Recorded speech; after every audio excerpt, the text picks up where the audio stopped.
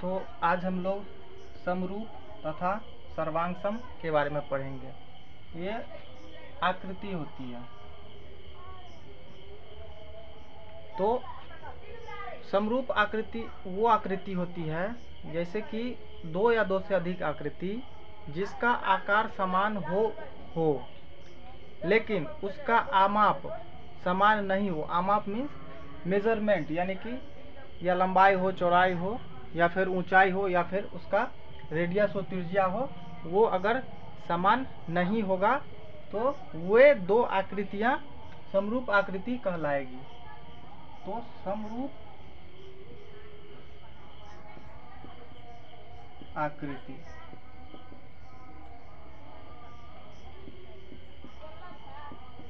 वे आकृतियां जिसका आकार समान हो पर आमाप लंबाई हो सकती है, चौड़ाई हो सकती है, ऊंचाई हो सकती है, त्रिज्या हो सकती है इत्यादि। ये उस वस्तु की आमाप होती है। समान नहीं हो, समान नहीं हो। जैसे सभी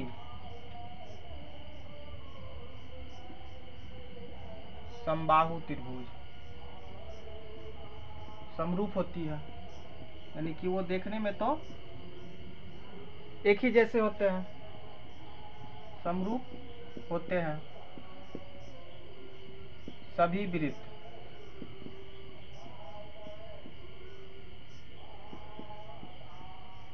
सभी आयत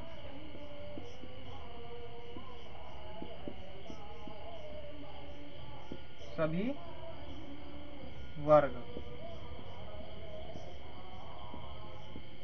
समरूप होते हैं। इसे एग्जाम्पल के थ्रू समझेंगे कि मान लीजिए एक समबाहु त्रिभुज हम लोग बनाते हैं। तो ये मान लीजिए कि एक समबाहु त्रिभुज है। मान लेते हैं कि ये दोनों भुजा इसकी बराबर है। मान लीजिए एक बड़ा समबाहु त्रिभुज बनाते हैं, इसकी दो भुजा बराबर है।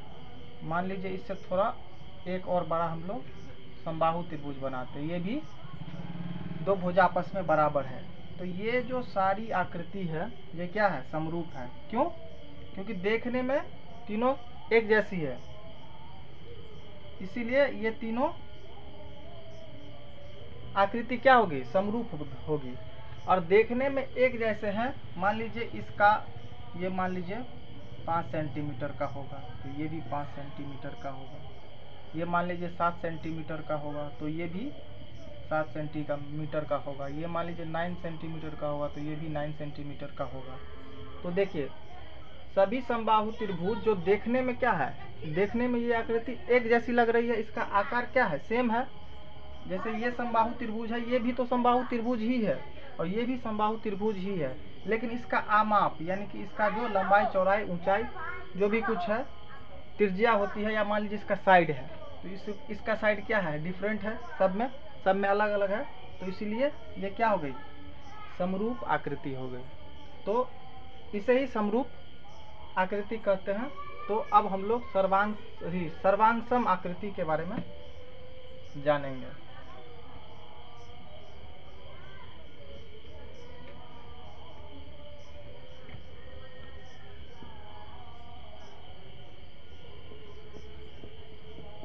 सर्वांगसम आकृति वे आकृतियां दो या दो से अधिक आकृति ही होगी, तभी जाकर के सर्वांगसम या समरूप होंगे। वैसे अकेले में हम इसका समरूपता या फिर सर्वांगसमता नहीं निकाल सकते हैं। तो इसीलिए वे आकृतियां जिसका आकार और आमाप समान हो उसे सर्वांग सम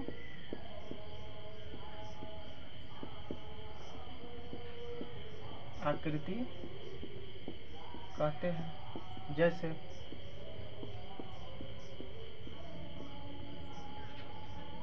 जैसे समान त्रिज्या वाले, क्या है कि समान त्रिज्या वाले सभी वृत्त, ठीक है, एग्जाम्पल एक हो गया। दूसरा, समान क्षेत्रफल वाले,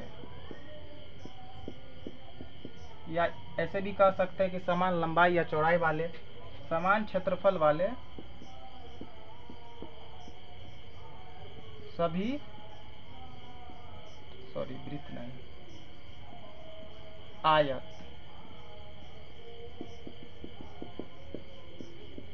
और समान भुजा वाले सभी वर्ग। वर्ग की तो सारी भुजा समान ही होती है, तो मान लीजिए एक वर्ग की जो भुजा है दूसरे वर्ग की भी वही भुजा होगी, तो वो क्या होगी, आपस में सर्वांगसम होगी। मान लीजिए तीसरा, समान भुजा वाले समबाहु त्रिभुज, ये सब क्या है, सर्वांगसम, सर्वांगसम आकृति है, आकृतियां है। मान लीजिए इसको भी एक एग्जाम्पल के थ्रू हम लोग समझेंगे। तो वृत्त का हम लोग बोले हैं, तो मान लीजिए ये एक वृत्त है, ये इसकी त्रिज्या है, इसका मान लेते हैं हम लोग 4 सेंटीमीटर। मान लीजिए दूसरा एक वृत्त है, इसकी भी त्रिज्या 4 सेंटीमीटर है। मान लीजिए तीसरा है वृत्त, इसकी भी त्रिज्या 4 सेंटीमीटर है। तो ये देखने में भी तो वृत्त ही है, देखने में भी ये एक जैसे लगते हैं। और उसके बाद इसका जो आमाप है, जो मान लीजिए ये सब इसकी आमाप क्या है, इसकी आमाप त्रिज्या है। तो त्रिज्या क्या है, सब में समान है, 4 सेंटीमीटर 4 सेंटीमीटर 4 सेंटीमीटर। तो इसीलिए ये तीनों क्या हो गई, ये तीनों सर्वांगसम आकृति हो गए। क्यों? क्योंकि आमाप समान है और आकार भी समान है।